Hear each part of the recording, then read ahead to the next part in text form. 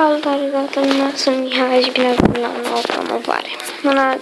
Astăzi facem promovarea lui Faction YouTube.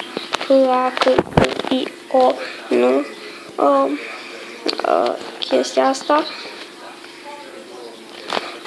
YouTube. Faction, scuzați-mă. Are 5 abonați. Stați, la clipuri văd aici. Este activ de acum o săptămână. Hai să ne uităm la un clip. Eu i-am dat like, nu știu de... uite-l. Salutare toată lumea, sunt Creator și bine am găsit la un nou joculeț, se numește Prop Hunt. Știți jocul acela de pe calculator, cum se numea? Garry's Mod.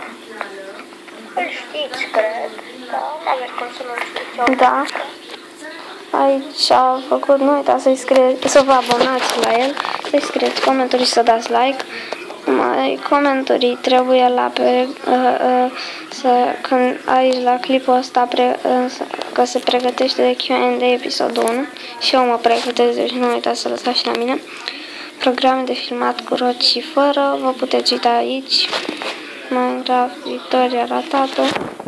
Ne uităm și aici puțin. El nu prea strânge multe like-uri.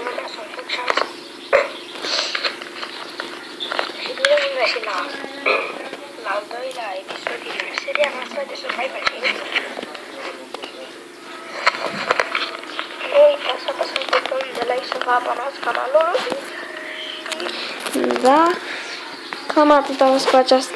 Ba nu. Să vedem playlist-urile. Nu arată. Nu are. Ori e un bug, ori nu are canale. Și aici va fi un bug.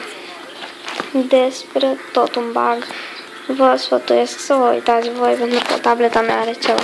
Cam atât a fost promovarea aceasta. Nu uitați să vă abonați la la canalul Factions, adică al lui Factions. Și da, pa!